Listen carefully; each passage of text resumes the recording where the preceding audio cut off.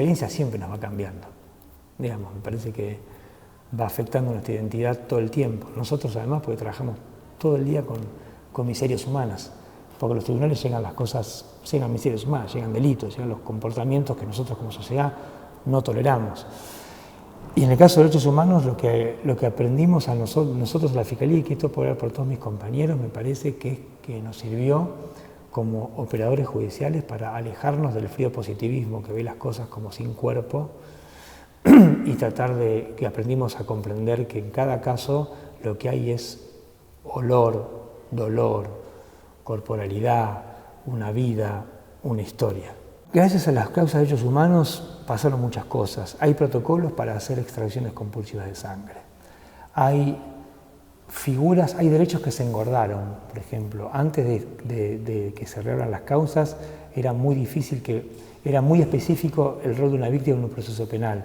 Gracias a estas causas es más fácil que el concepto de víctima se amplió. Mucha más gente puede participar de los procesos, por lo tanto los procesos se de alguna manera democratizaron. También se aprendió a sistematizar información, se aprendió a aplicar la tecnología, se aprendió a salir de la repetición de declaraciones y a cruzar información. Han sido una gran fuente de profesionalización del trabajo para encarar casos complejos. Y hay protocolos. Me parece que las causas de lesa humanidad, muchas veces a pesar de la memoria institucional de los tribunales, lograron, quizá no se ve tanto ahora, pero lograron, por un lado, humanizar las causas y por otro lado han logrado abrir, o no sé si abrir, no quiero ser demasiado optimista porque sería una mentira, pero sí han mostrado grietas que me parece que pueden servir para pensar en volver los tribunales un espacio más democrático.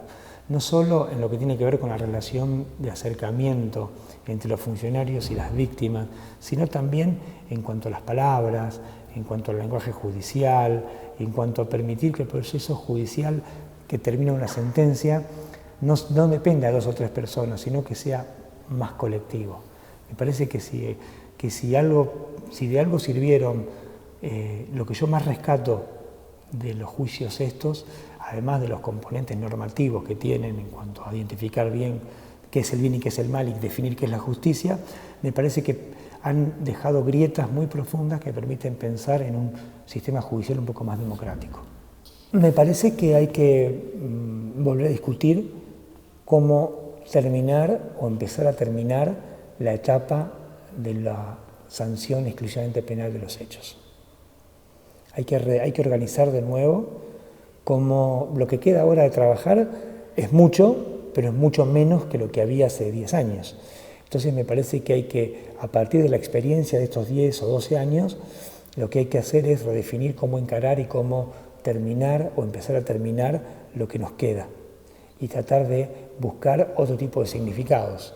A mí me interesa mucho esta historia de la responsabilidad gruesa, ¿no? Tratar de reconstruir también la dinámica institucional, porque me parece que hay que trabajar mucho en la memoria colectiva.